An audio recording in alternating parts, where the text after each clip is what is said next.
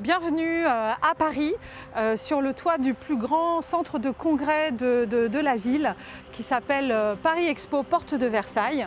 Nous sommes à 15 mètres de haut sur une surface qui fait 14 000 mètres carrés et nous sommes donc sur la plus grande ferme urbaine en Europe.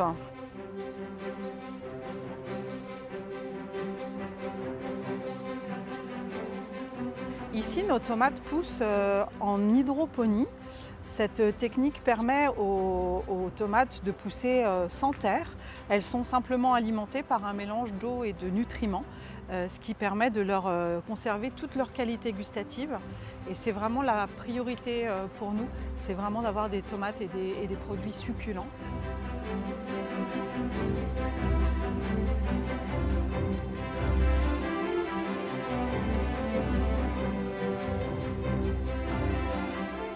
Nos tarifs sont vraiment compétitifs puisqu'ils se situent entre le prix du conventionnel et le prix du bio. Donc on est vraiment sur les tarifs de n'importe quelle production qu'on peut trouver en supermarché. Nous avons une autre technique de production qui s'appelle l'aéroponie. On n'a du coup pas besoin de terre et quand on est sur une toiture, le problème de portance est souvent un problème récurrent en toiture. Le deuxième avantage, c'est qu'on est sur la distribution de l'eau en circuit fermé, ce qui nous permet d'économiser 90% de l'eau habituellement utilisée en agriculture traditionnelle. Et puis le troisième gros avantage, c'est lié à la pollution. Les racines de nos plantes sont complètement protégées de toute forme de pollution. On a l'eau avec les nutriments qui aspergent les 52 alvéoles qui se trouvent sur la colonne de culture. Et sur ces colonnes, en fait, on se passe totalement de terre, puisque là, vous voyez, on a les racines qui sont complètement à nu du basilic, là en l'occurrence. On peut faire absolument partout ce type de ferme urbaine. Il faut qu'il y ait un minimum de surface pour que ce soit quand même rentable.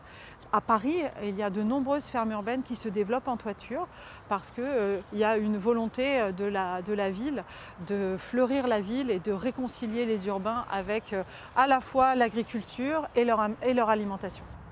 On arrive sur la partie, ce qu'on appelle des carrés parisiens. C'est des petites parcelles de culture qui sont proposées aux Parisiens et qui sont louées en fin de compte sur la base d'un abonnement annuel. Donc on en a 137 qui sont tous loués, qui ont eu un grand succès après le Covid. Les gens, ils avaient envie de se ressourcer, ils avaient envie de prendre l'air, ils avaient envie aussi de se reconnecter à la nature, même si c'est une petite nature, malgré tout. De mettre les mains dans la terre, de passer un moment en famille avec leurs enfants. C'est quand même assez dense finalement. On a 8 à 10 plants, mais bon, alors là par exemple, la tomate, elle n'a pas été entretenue parce qu'elle aurait dû être tutorée par exemple, cette tomate-là. Mais oui, c'est assez, ça fournit pas mal.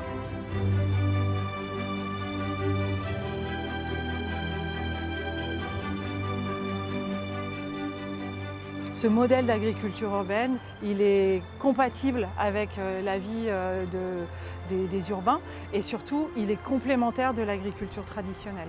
On n'a pas pour ambition de nourrir une ville comme Paris parce que c'est une très grande ville, mais on y contribue à notre manière. Cette ferme urbaine ici, elle incarne ce qu'on appelle ici un peu le monde de demain, un monde plus résilient, plus responsable, plus authentique.